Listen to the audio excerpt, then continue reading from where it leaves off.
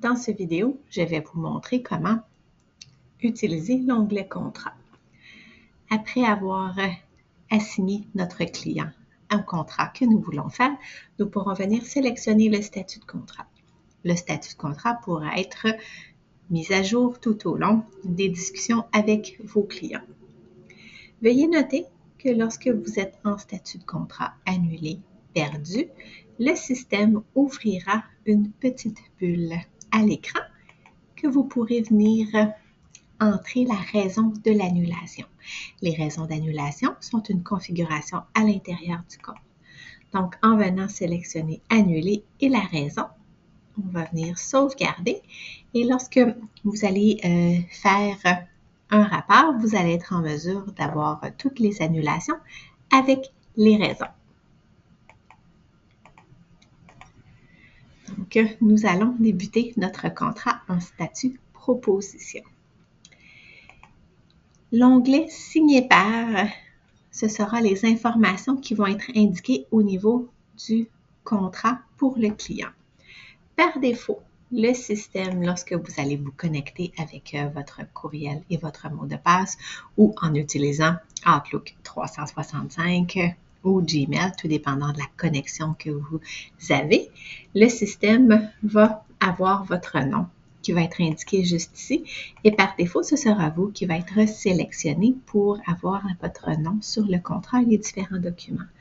Par contre, si vous voulez envoyer un document au nom de quelqu'un d'autre, vous allez pouvoir venir sélectionner le nom de l'utilisateur qui devra être sur les différents documents.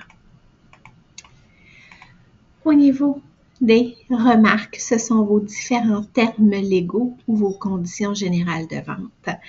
Donc, vous pouvez avoir un seul document qui s'applique sur tous vos types d'événements ou avoir différents documents basés sur les différents types d'événements que vous faites. Donc, veuillez simplement nous transmettre les informations si vous avez un ou plusieurs documents et nous pourrons les incorporer à l'intérieur du compte. Le terme légal que j'ai sélectionné sera affiché au niveau de mon contrat. Il est possible de venir configurer à l'intérieur du compte différents plans de paiement. Donc, le système va pouvoir faire la création des plans de paiement à l'intérieur du compte directement à partir du statut de paiement. Il est aussi possible d'avoir plusieurs langues de contrat. Ici, dans la version démonstration, j'ai le choix entre 2 langues, mais il est possible d'avoir une sélection jusqu'à 3 langues à l'intérieur du compte. Je peux venir ajouter des commentaires qui vont être imprimés sur le contrat.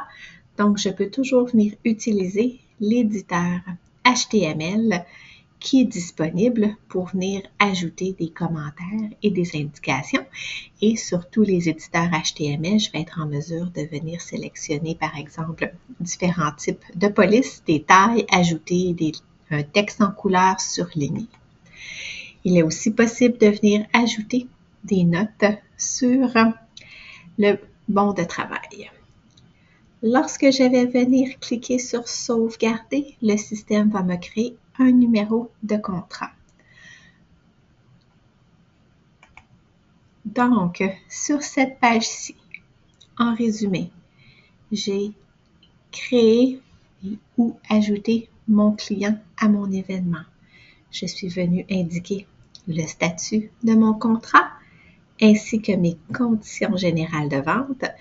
Je peux avoir sélectionné un plan de paiement si applicable et sélectionner la langue de mon contrat.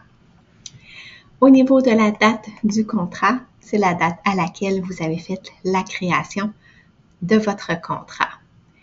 Vous avez aussi toujours la date de la dernière mise à jour du contrat qui va être affichée juste ici.